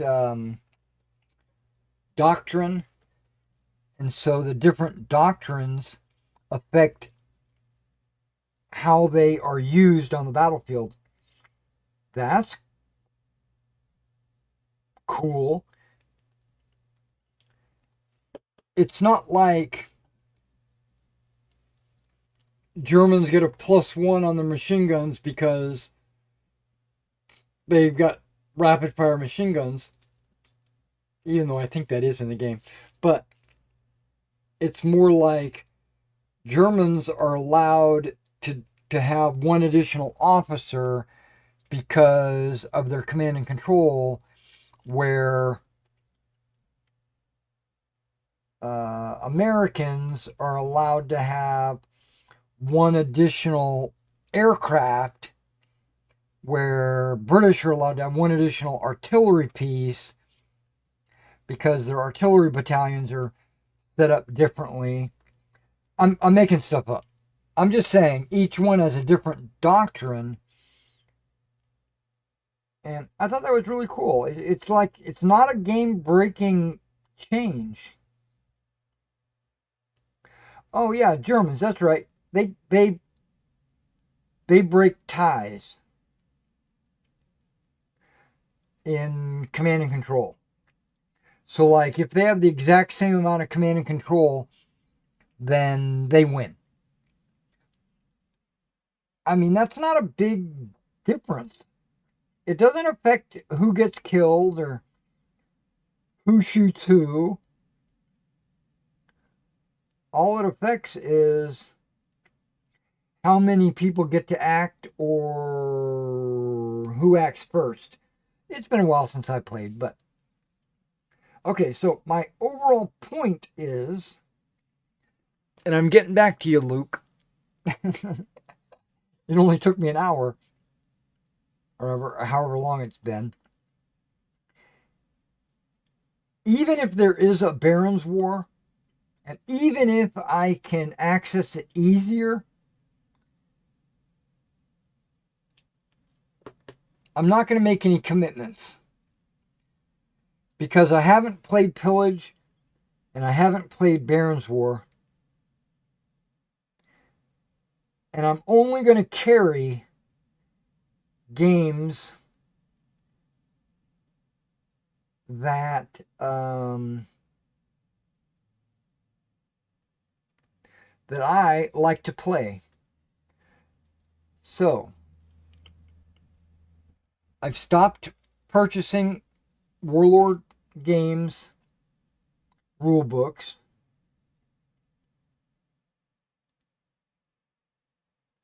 Even though I like the game, it's just not for me, if that makes sense. And if it's not for me, I'm not going to stock it. Like if I get this Pillage rule book in and I get an opportunity to read it and it sucks or I don't enjoy it, I'm not going to order anymore.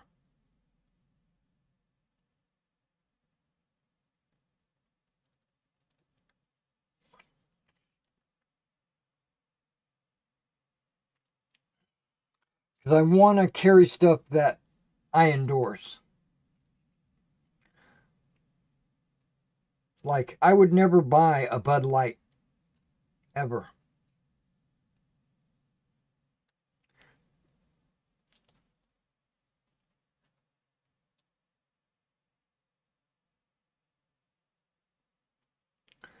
I personally prefer Miller Lite, believe it or not. But I've got beer right over there on my shelf.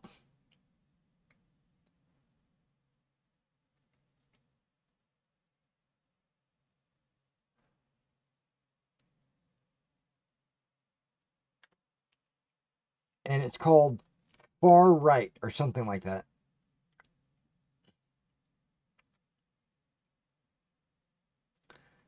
It shouldn't be Far Right. It should just be right. I really don't know what the beer is called, but it's got an American flag on it.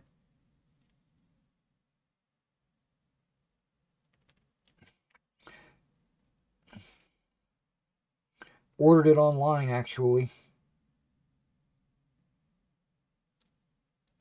The price was much higher than Miller Lite, but I bought it because of the owner and what he stands for.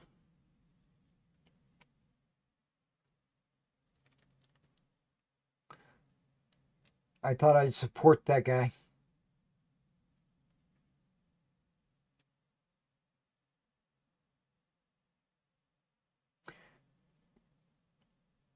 Maybe it's a Patriot beer?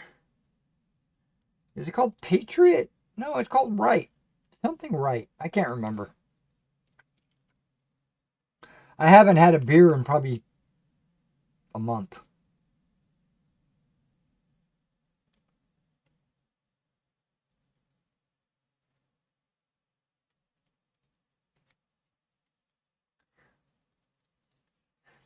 So, do you guys watch Peacemaker? Have you seen episode 6 yet?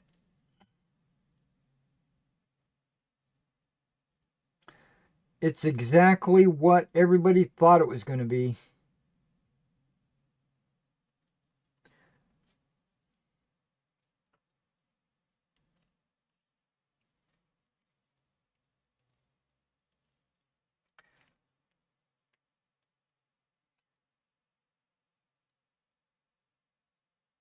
So Victrix is supposed to be carrying 15 millimeter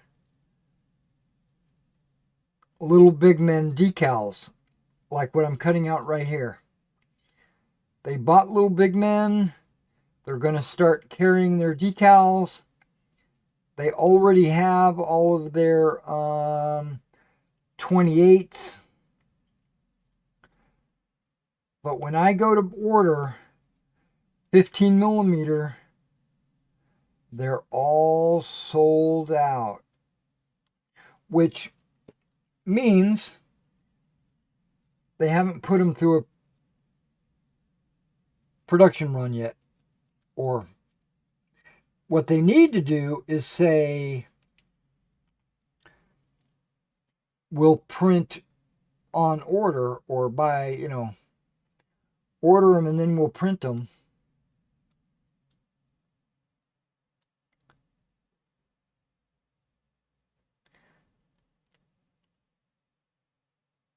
or something.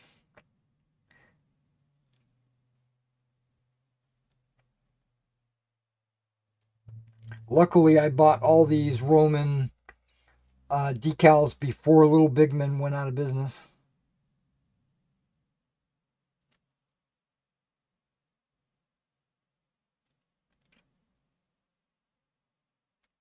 Now, some of these decals, like this one says Marian Roman Legionary, and then some of these say Republican Roman. The Marians were Republicans, and their shield wasn't any different at all.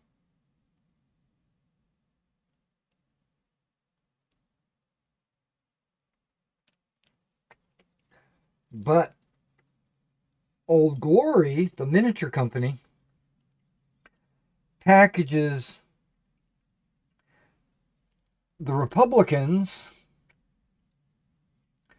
and the Marians separately, as they should, mainly because of the helmet and the body armor.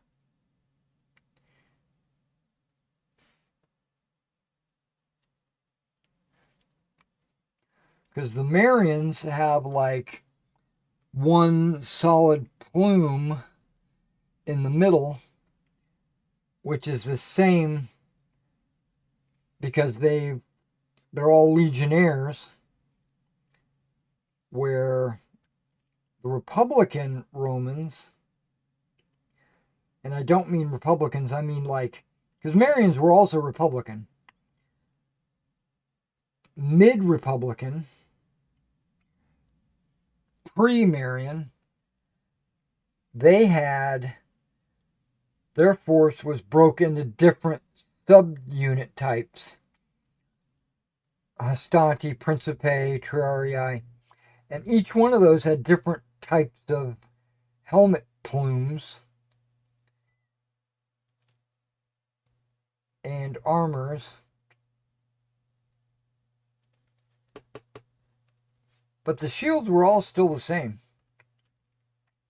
So what I'm doing is I'm using both the Marian and the Republicans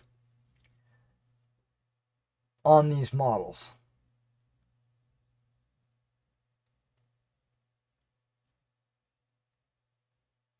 Because looking at the decals, they look like they're the same.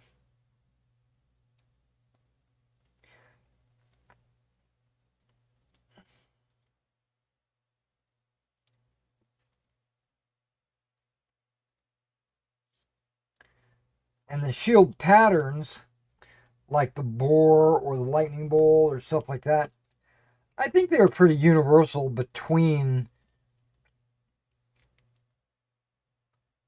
before and after the Marian reforms. Mainly because they're all still Republicans.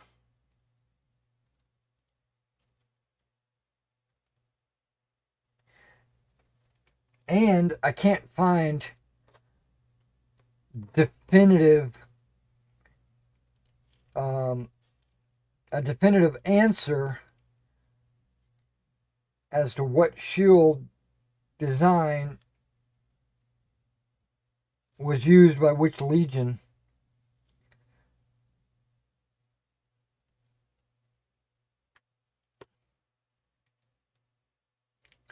In some reports, the shield design was different based on what cohort you were in inside of a legion.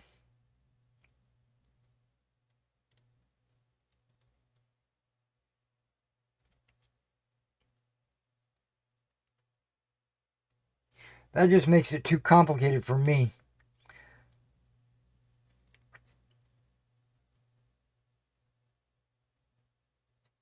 I'm going to use the same shield for the entire Legion.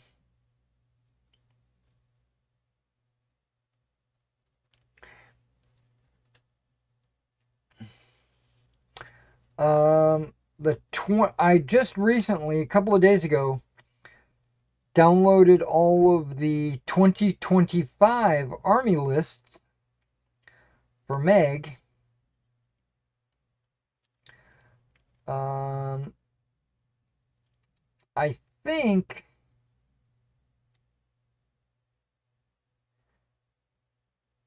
it says that there's only a couple of changes.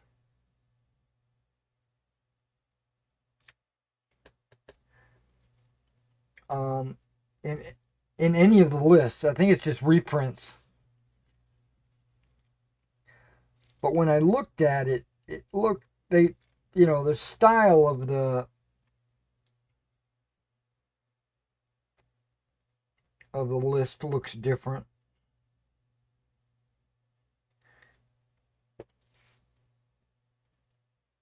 Now, Meg is designed with tournaments in mind, point values and stuff like that.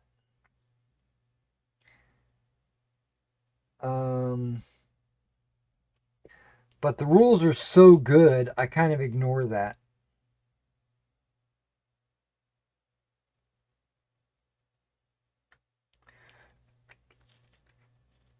Hell, all the rules that I've ever used have had points. Armati, Field of Glory, DBA.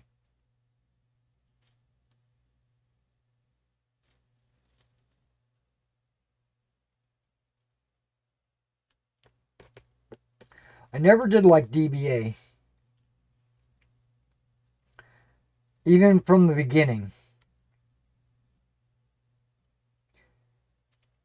I like the period, ancient period, but the DBA rules just turned me off of the ancient wargaming. It was too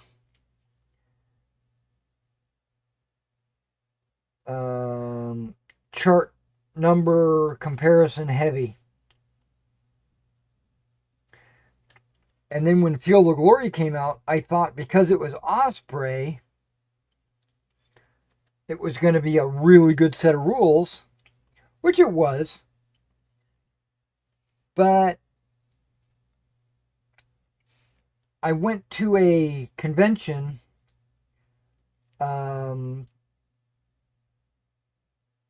Historicon,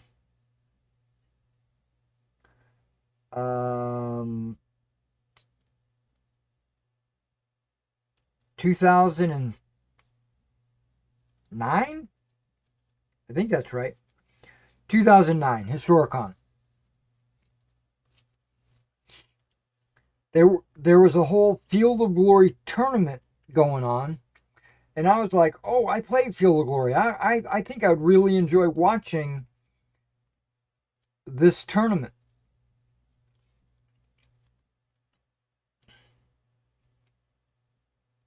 Wow, were my eyes opened.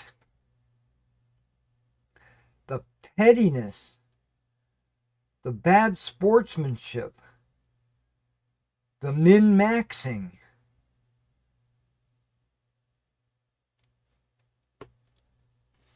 I was disappointed that I even knew what they were talking about.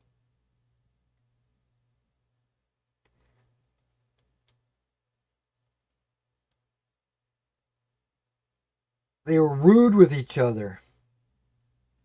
They were obnoxious with people watching me. They were overly competitive, argumentative. That's not what that rule means. This is what it means. No, it's not. This is what it means. Can we get a referee to come over here and explain this rule? That's a bad rule set.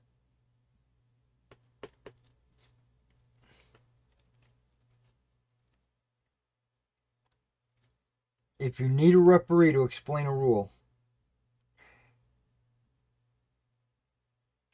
that's a bad game if the players care about explaining the rules.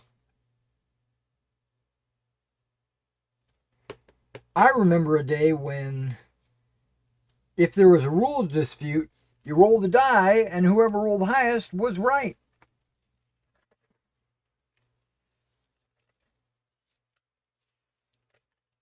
You played the game, and then later, once the game was over and you've gone home, you would consult the forums and say, hey, we played this game, this is what happened, who is right? But not during the game.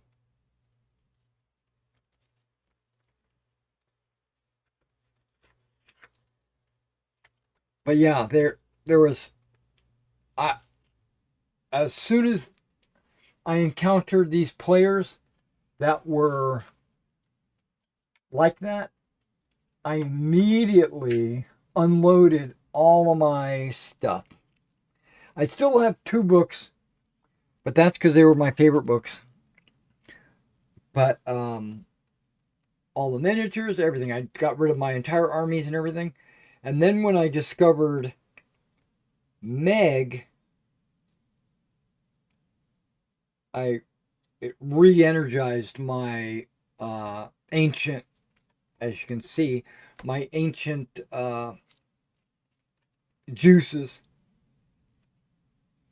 Okay, it took me 2 hours. Yeah, maybe not that long. Maybe an hour. It took me an hour to cut this out and to cut that out. So I got to do it again with this and with this.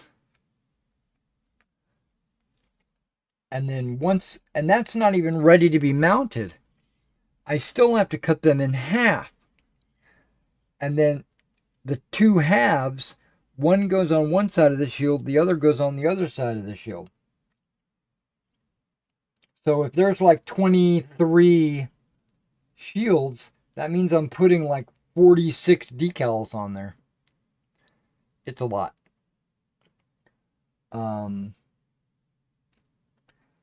But I actually have like 4 more legions like this in my drawers. And so I've been thinking I'm going to put these decals on these guys and then put them away and pull the other group out and do all of their decals and just do all the decals, get all the decals out of the way. But I don't know if I want to do that. It's just a lot of cutting.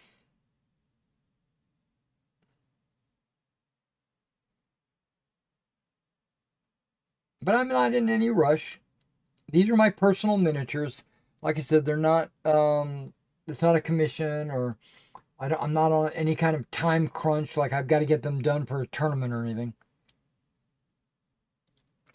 All right, guys. Well, we're going to end it. I'm going to go outside, check to see if my boxes were picked up and taken.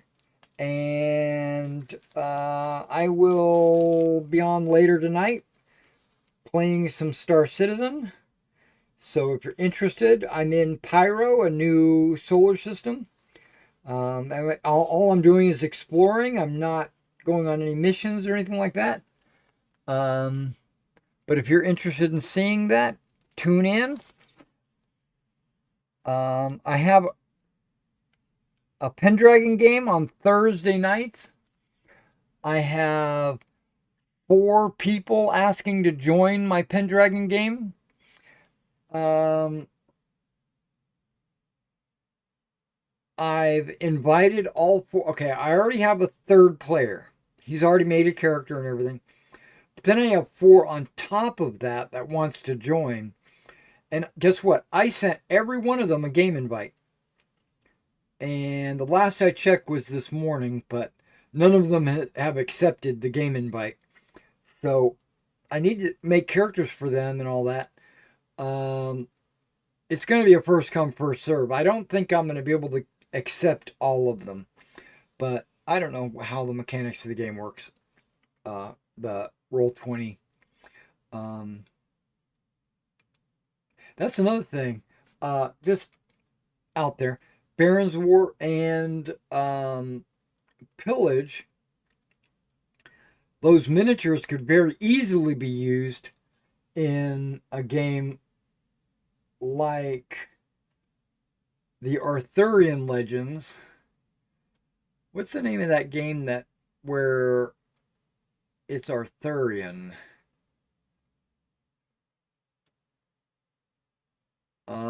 There is another one out there, another medieval game that is you're moving blocks of infantry and cavalry and stuff. You got heroes, a legend, and you're trying to build up like glory or something like that, or renown or something. What is the name of that game? But it reminded me of a cheap version of chainmail, so I wasn't excited about it. All right, well, I'm gonna let you guys go while I go check the mail. You guys take care.